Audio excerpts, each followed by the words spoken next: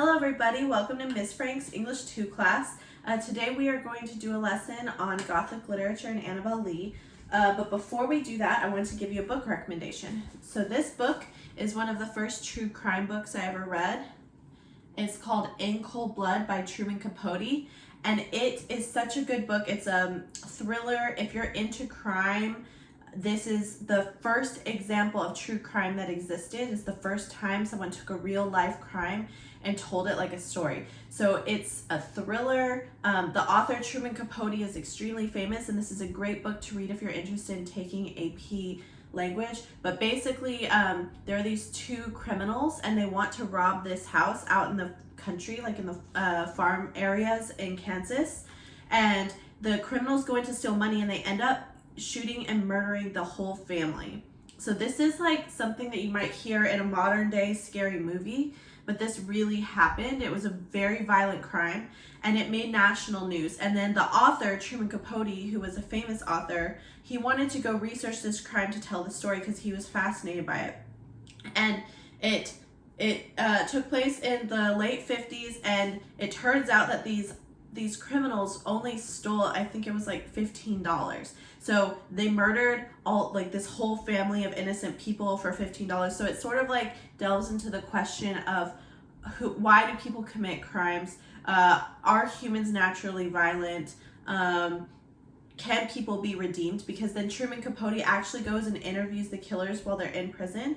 And the author kind of, I don't want to say befriends one of the killers, but he develops a relationship with him, like a friendship sort of, interviewing him. And it makes you wonder, like, is this guy bad to the core? Is this guy good to the core, but he made bad choices? Like, how does someone go so far off the rails that they end up killing a whole family for less than, $30?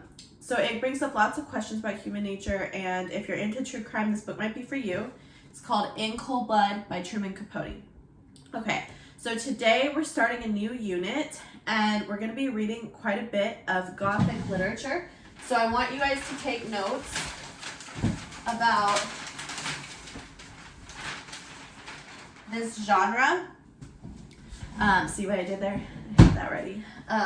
So Gothic literature is one of my favorite types of literature, and we're going to be reading things from one of my favorite authors, Edgar Allan Poe.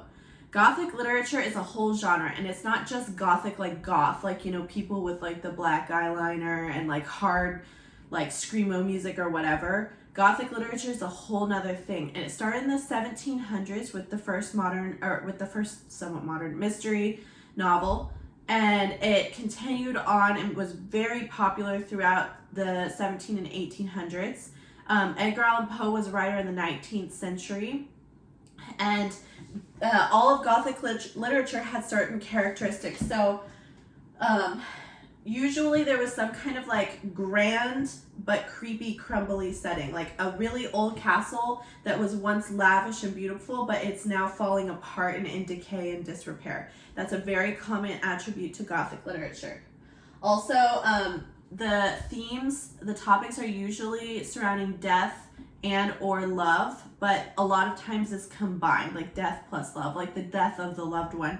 And a common motif that's repeated is the death of a young woman, like a beautiful young woman who didn't get to live life to her fullest. And we're going to see that in the poem today. Another common characteristic of Gothic literature is that it romanticizes the past. So it's looking backwards instead of forwards. And it's sort of like a nostalgia for what could have been. There's usually, but not always, supernatural elements. So like if you're familiar with, vampire stories with Count Dracula or Frankenstein, y'all might not have read the actual story, but everyone's heard of Frankenstein. Frankenstein is a really good example of Gothic literature, and there's some kind of like creepy supernatural thing. It could be like a ghost or a monster or a vampire or whatever. So I'm super into that, and it is perfect timing because we're about to be celebrating Halloween in October. And then some other common topics in Gothic literature would be murder, death, revenge, secrets. Those are going to be reoccurring concepts. And so supernatural elements, love and romance, crumbling settings, mystery, murder, revenge. All of those things are what makes up the Gothic literature genre. So please pull up Annabel Lee. It is a poem that I posted for you on the hub. I'm going to read it, and then we're going to go through and kind of look at the stanzas, and then I'm going to pull out some important information for you and write it on the board behind me, and you can take notes. So go ahead and read along with me with your eyes looking on the hub. Annabel Lee by Edgar Allan Poe. It was many and many a year ago, in a kingdom by the sea, that a maiden there lived whom you may know by the name of Annabel Lee. And this maiden she loved with no other thought than to love and be loved by me. I was a child, and she was a child in this kingdom by the sea. But we loved with a love that was more than love, I and my Annabel Lee, with the love that the winged seraphs of heaven coveted her and me. And this was the reason that long ago in the kingdom by the sea, a wind blew out of the cloud, chilling my beautiful Annabel Lee, so that her high-born kinsman came and bore her away from me, to shut her up in a sepulchre in this tomb, or in this kingdom by the sea. The angels, not half so happy in heaven, went envying her and me. Yes, that was the reason, as all men know in this kingdom by the sea, that the wind came out of the cloud by night, chilling and killing my Annabel Lee. But our love, it was stronger by far than the love of those who were older than we, of many far wiser than we. And neither the angels in heaven above, nor the demons down under the sea, can ever dissever my soul from the soul of the beautiful Annabel Lee. For the moon never beams without bringing me dreams of the beautiful Annabel Lee, and the stars never rise, but I feel the bright eyes of the beautiful Annabel Lee. And so all the night tide I lie down by the side of my darling, my life and my bride, in her sepulchre there by the sea, in her tomb by the sounding sea. Okay, so that's the poem. There's a set rhyme scheme, as you can tell. It was many, many of years ago in the kingdom by the sea, of a maiden who lived there whom you may know by the name of Annabel Lee. So it's an A, B, A, B, A, B. No, that's not right. A, B, A, B, C, B. Yeah, there's a C in there. Because we have C, Lee, and me rhyming in that stanza. So that's a set rhyme scheme throughout the whole poem, and that's the pattern for most of it until we get to the end. So basically, if we look in the first stanza, we have that Gothic literature setting of this creepy kind of lost, wonderful kingdom that's like, you picture it by the sea, it's lots of imagery. And there's this beautiful girl, another element of our Gothic literature, a beautiful girl named Annabel Lee. And the author, or the speaker in her, had this wonderful love. And it says in stanza 2 that they loved with a love that was more than love. That repetition of the word love really emphasizes, he's like, it wasn't just regular. Like, we were spectacular. We were better than everyone else's love. And that has this kind of youthful romanticism to it, where everyone thinks that their first love is so intense and their teenage love is different than everyone else's. And it says that the narrator says that his love with Annabel Lee was so great that the winged seraphs of heaven coveted her. Winged seraphs are angels, so that is a vocabulary word we're going to want to look at. Seraphs, he says that the angels were jealous because their love was so beautiful and so special. Coveted means that they're jealous of them. Now think about that for a second. Do you guys think that angels are really jealous if you believe in angels? Are angels really jealous of humans? Would they look down at this love and be like, that's so amazing and so special that we're jealous of this couple? That starts us thinking like, is he being metaphoric with this comment about the angels, or is he like maybe a little weird, like a little obsessed? So then we're looking, we see stanza 3, and it says, that is the reason that the wind blew out of a cloud, chilling my beautiful Annabel Lee, and her highborn kinsman came and bore her away and shut her up in a sepulchre by the sea. A sepulchre is a tomb. So what happened to Annabel Lee? A wind came out and chilled her. So you can make an inference there. She dies. his love dies, Annabel Lee dies, and her family comes and buries her in a tomb by the sea.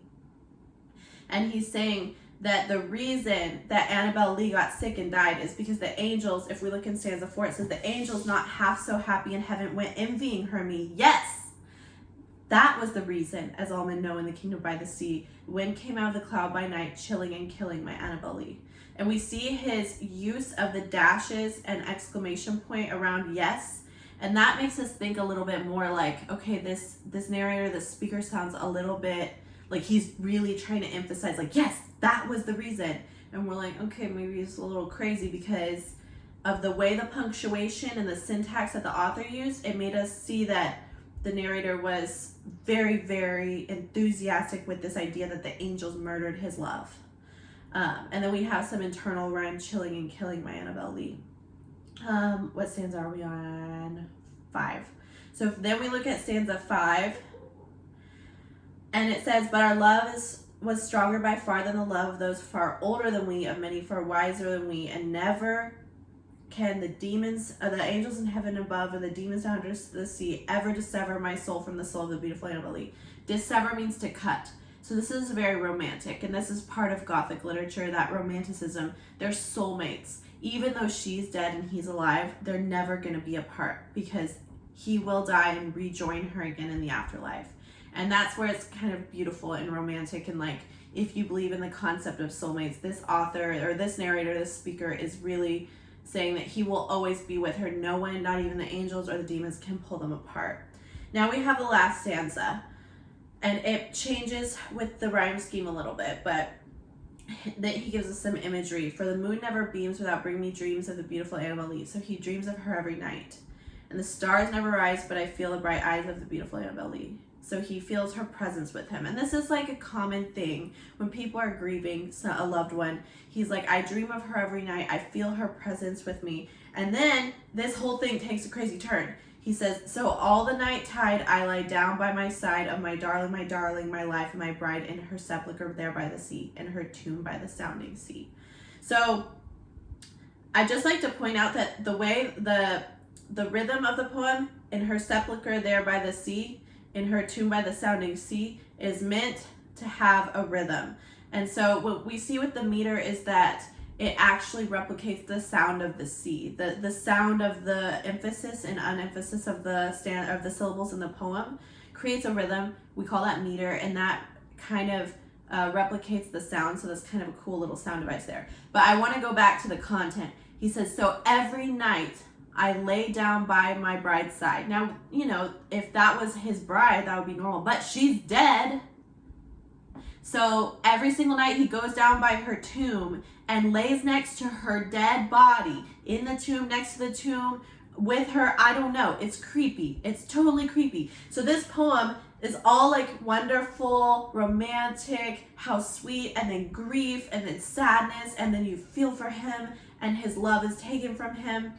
But we start to question his sanity because he is convinced, as the poem goes on, I think, in my opinion, we can see that he's convinced that the angels murdered his bride, his future bride. And to us as the reader, we would say, well, that's not how angels work. Like, that's not real. No one actually murdered his bride. So we start to question his reliability and his sanity.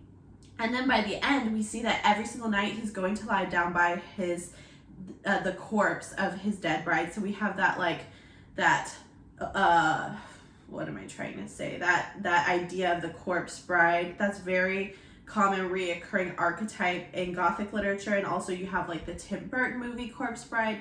So a lot of times you have this idea of like the beautiful virginal woman who's young and didn't get to live her life and she dies too soon. And that's a really common thing with Gothic themes. So questions. He's laying down with his the dead body of his bride. Is he crazy or is this romantic? Is he obsessed in a bad way or is this beautiful and he's grieving? That's for you to come up with and to decide. There are a few things I wanted to talk about. I want you to write this down. You're going to have some questions to answer on the hub about this poem, but I did give you a nice little breakdown just then. But for your notes, I want you to write down the title, Annabel Lee My plant is in the way of my face. I'm gonna move it back over here.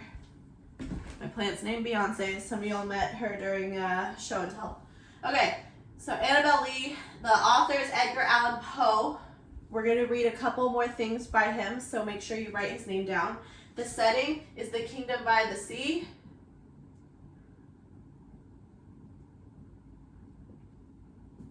The kingdom by the sea. And again, I told you with the meter of the poem, you could hear the rhythm of that setting. And he talks about how it was long ago. So it's kind of this idea of like the romanticized past. The plot is his girlfriend, Annabel Lee, we're going to call her A.L. just for purposes of space. A.L. gets sick and dies. And then, of course, we talk about at the end how he goes to lay by her body. I would put that, but I don't have enough room. But basically, his young bride, his young lover, dies young, and he can't get over it, and he's grieving. That's the plot. The mood, I would say it's like there's a major shift, right? At first, you're like, oh, this is so beautiful. This is what wonderful love. So at first, we're feeling like it's sentimental or loving. Sentimental. But then there's a shift, right? At the end, when we realize that he's laying down next to her dead body, that's when it switches to creepy. Now, there's more than one right answer for mood. I want you to keep in mind that, like, when we're talking about tone and mood or even theme or symbolism with literature, we have to think about it deeply. And there's not one right answer, like on a test where it's A, B, C, or D. There are lots of different answers for mood. When we talk about mood, just in case you forgot, mood is the emotion that the reader feels when we're reading the poem. So at first I was like, oh, this is a beautiful love. I'm sentimental. It's sweet. It's loving. It's romantic. Then there's a shift and I'm severely creeped out. So that's why I put a shift in the mood. That's how the reader feels. And theme is the message of the poem, the overall message, the universal message. And to me, the message of this poem is love never dies. True love never dies. Or it could be like, also like, love can, loss, grief can lead you to madness. I'm going to put that on there too. So go ahead and write those two down.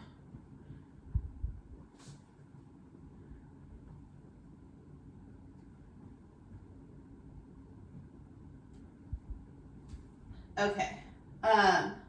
So there we have our information. You can go back and rewatch this if you need to get it, but I think that's pretty much it. Setting is Kingdom by the Sea. A plot is his young lover, his young bride gets sick and dies, and then he lays with her body. The mood is sentimental, but then there's a shift to creepy. And the overall message is that true love never dies, or also grief can lead us to crazy things. If you have any questions about this super creepy but awesome Gothic poem, please give me a shout and email me or talk to me in our Teams meeting. Okay, I hope you guys have a great day. I hope I didn't give you nightmares with this creepy poem. Bye.